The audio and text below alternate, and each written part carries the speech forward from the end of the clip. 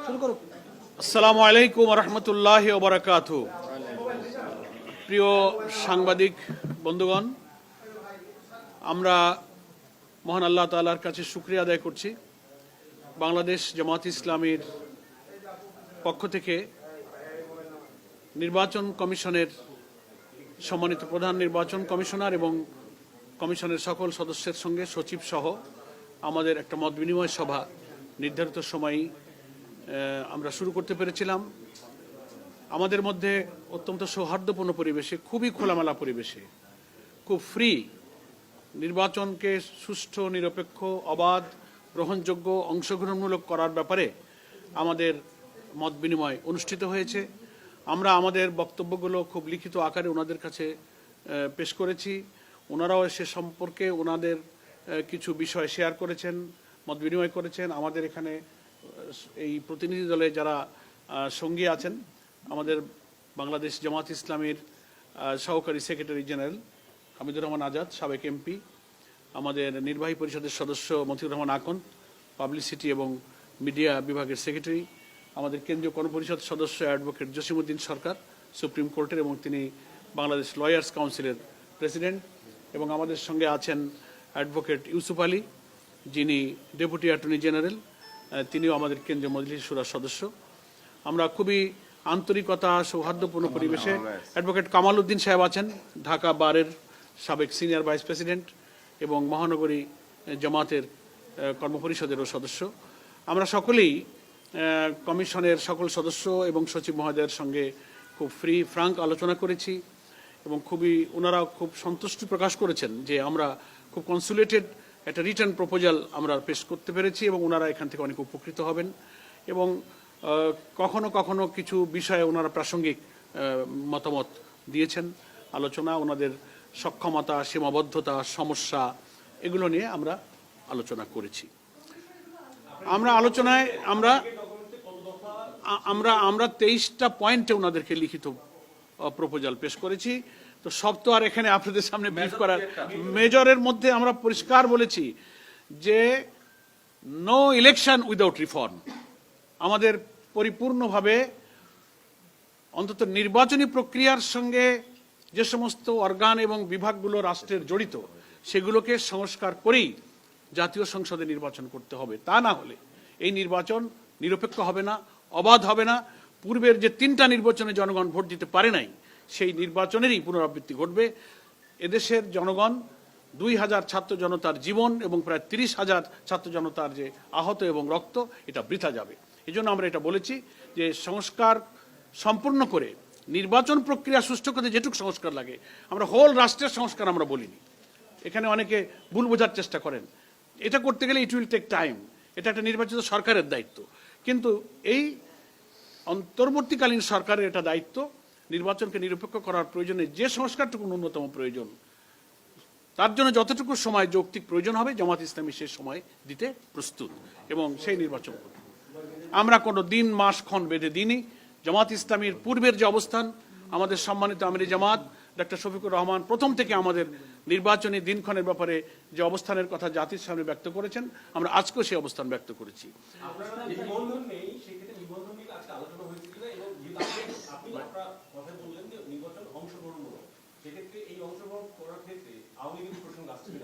না, সে প্রসঙ্গ আমাদের আলোচনায় আসেনি, সেটা নির্বাচন কমিশনের ব্যাপার।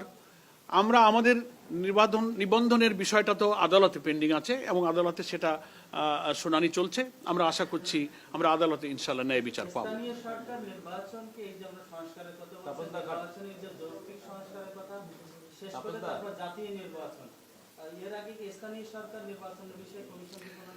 কমিশনকে আমরা তো পরামর্শ দিয়েছি যে জনগণের আকাঙ্ক্ষা, কিন্তু জনগণ চায় যে স্থানীয় সরকার কাঠামোকে সচল করতে, সক্রিয় করতে, স্থানীয় সরকারের এবং গ্রামীণ অবকাঠামোতে উন্নয়ন, আইন শৃঙ্খলা, জনদুর্ভোগ কমাতে জনগণের আকাঙ্ক্ষাই হচ্ছে স্থানীয় সরকার নির্বাচনটা আগে হোক। আমরা জনগণের এই আকাঙ্ক্ষার সাথে সমর্থন এবং সম্মান ব্যক্ত করেছি। হ্যাঁ, কোনটা? না, আমরা অনেকবার বলেছি এবং আমরা তো গত 25শে নভেম্বর সরকারের যে রিফর্ম কমিশন করা হয়েছিল, নির্বাচন ব্যবস্থার যে কমিশন একটা গঠন করেছিল সরকার, আমাদের কাছে লিখিতভাবে ওনারা আমাদের প্রপোজাল চেয়েছিলেন। জামাত ইসলামীর পক্ষ থেকে 25শে নভেম্বর রিটেন আমাদের একটা প্রপোজাল আমরা সেই রিফর্ম কমিশনের কাছে জমা দিয়েছিলাম। তার থেকে কিছু কিছু বিষয় আজকে আমরা এখানে মেইন বিষয়গুলো আমি একটু বলি। আমরা আমাদের আজকের প্রস্তাবনার মধ্যে বলেছি সেটা হচ্ছে প্রপোর্শনাল রিপ্রেজেন্টেশন, পিআর, আনুপাতিক প্রতিনিধিত্ব হারে যে নির্বাচনের ব্যবস্থা আধুনিক গণতান্ত্রিক বিশ্বে প্রায় 60টির অধিক দেশে এটা প্রচলিত আছে। নির্বাচনকে কালো টাকা এবং পেশি শক্তি থেকে মুক্ত করে ফ্রি ফেয়ার একটা ইলেকশন এবং পার্লামেন্টকে যদি দক্ষ পার্লামেন্টারদের দ্বারা, আইন প্রণেতাদের দ্বারা পরিচালিত করতে হয়, তাহলে এই পদ্ধতিটাই বাংলাদেশের জন্য খুবই উপযোগী। এটা আমরা প্রপোজ করেছি। আমরা বলেছি যে আরপিওতে 9A যে আর্টিকেল আছে, অনুচ্ছেদ 91-এর A, 91-এর A যে অনুচ্ছেদ আছে, সেটা গত সরকার বেআইনিভাবে নির্বাচন কমিশনের এই অধিকারকে তারা খর্ব করেছিল, রাজনৈতিক উদ্দেশ্যে তারা খর্ব করেছিল, যেখানে আমরা বলেছি যে এটাকে পুনর্বহাল করতে হবে। যে কোনো নির্বাচনে অনিয়ম হলে ইলেকশন কমিশনকে সেই আইনে এখতিয়ার দেওয়া হয়েছিল অনুচ্ছেদে যে তারা আংশিক বা পুরো বাতিল করতে পারে। এটা গত সরকার পলিটিক্যাল ইন্টেনশনে তারা এটাকে তুলে নিয়েছিল, বাতিল করেছিল। এটাকে আমরা পুনর্বহাল করতে দাবি করেছি। নেক্সট আমরা বলেছি প্রবাসী ভোটারদের ভোট ইনশিওর করতে হবে। প্রায় 1 কোটির অধিক ভোটার কিন্তু আমাদের প্রবাসে তারা আছে, এটাকে আমরা ইনশিওর করতে বলেছি। এবং আমাদের ভোটার তালিকায় নাম অন্তর্ভুক্ত করার ব্যাপারে যে প্রক্রিয়া চলছে, সেক্ষেত্রে প্রশাসনিক ইউনো অফিস, নির্বাচনের সাথে সংশ্লিষ্ট কর্মকর্তাদের হয়রানির বিষয়গুলো, অনেক ফাইলগুলো পেন্ডিং পড়ে আছে নানান ইস্যুতে, সেগুলো নিরসনের জন্য আমরা অনুরোধ করেছি। এবং আরেকটা মৌলিক ব্যাপারে আমরা কথা বলেছি, সেটা হচ্ছে যে সংবিধানের প্রতিটি নাগরিকের রাজনীতি করার এবং রাজনৈতিক দল গঠনের কিন্তু অধিকার আছে। তো নিবন্ধন আইন যেটা করা হয়েছে, যার ভিত্তিতে এখন বাংলাদেশের রাজনৈতিক দলগুলো 8 সালের পর থেকে রেজিস্ট্রেশনের সিস্টেম চালু হয়েছে। এর আগেও তো বহু ইলেকশনে আমরা অংশ নিয়েছি। এতে করা হয়েছে যে এত কঠিন শর্তগুলো দিয়ে এই আইনটা করা হয়েছে যে সকল রাজনৈতিক দলের এত কঠিন শর্ত পূরণ করে রাজনীতি করার অধিকার কিন্তু খর্ব করা হচ্ছে। এজন্য আমরা এটা বলেছি যে এই আইনটা বাংলাদেশের সংবিধানের সাথে সাংঘর্ষিক, এটা বাতিল করা উচিত। রাজনীতি এবং দল করার অধিকার সকলের আছে। কঠোর শর্ত দিয়ে এখানে বিঘ্ন সৃষ্টি করা হয়েছে।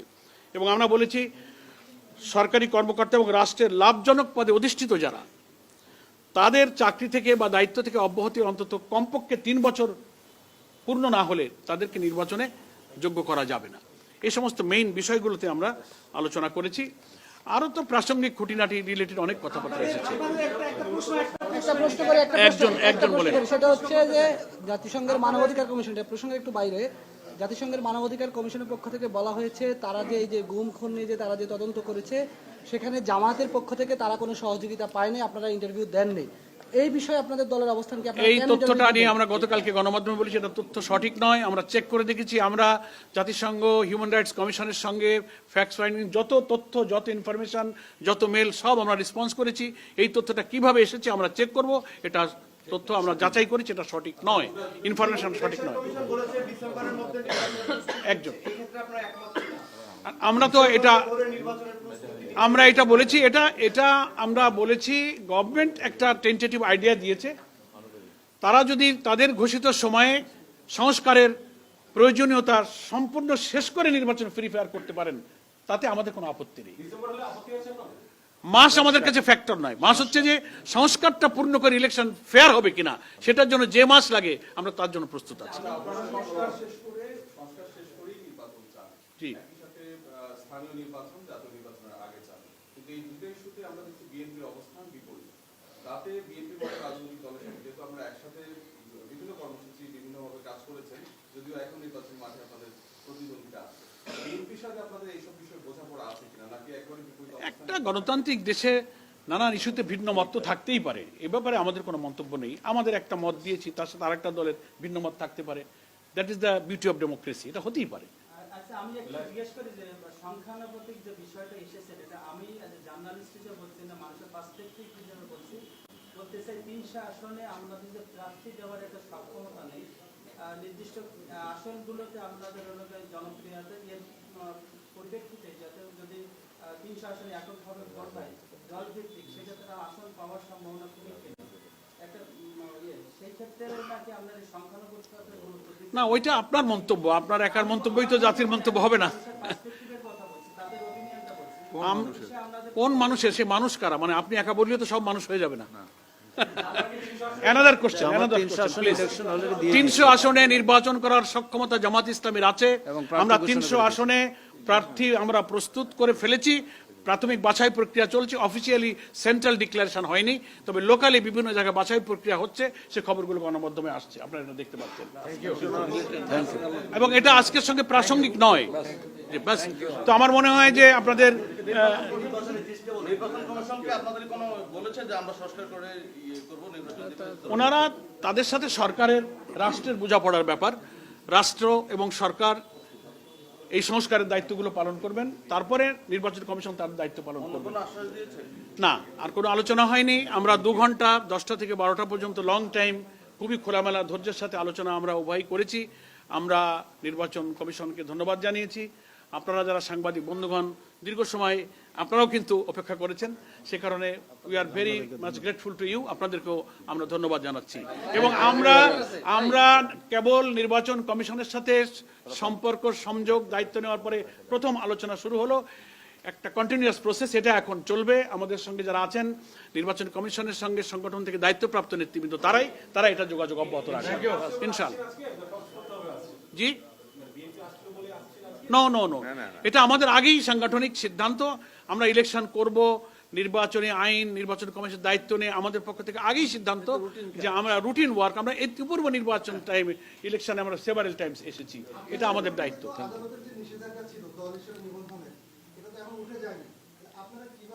না, এই জবাব আমরা দিয়েছি। আমরা আমাদের এটা আদালতে আমাদের শুনানি চলছে, আমরা ইনশাআল্লাহ আদালতে সুবিচার পাবো, আমরা সেটা আশা করছি।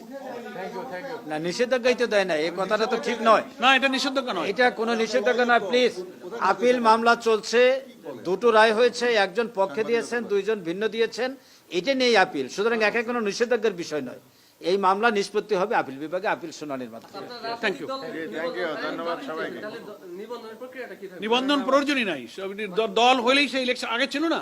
বিফোর 2008 আমরা কি করেছি? আমরা ইলেকশন, আমাদের তখন নিবন্ধন আইন ছিল না। আমরা তখন বড় বড় দল, বিএনপি, আওয়ামী লীগ, জামাত, আমরা ইলেকশন করিনি। আমরা 91-এ করেছি, 79-এ করেছি, 86, 88 বহু ইলেকশন আছে। তখন তো রেজিস্ট্রেশন আইন ছিল না। এগুলো করে মানে রাজনৈতিকভাবে দল করার, রাজনীতি করার অধিকারকে কিন্তু বিঘ্ন ঘটানো হয়েছে। এই জন্য আমাদের কনস্টিটিউশনের সাথে এই আইনটা কন্ট্রাডিক্টরি।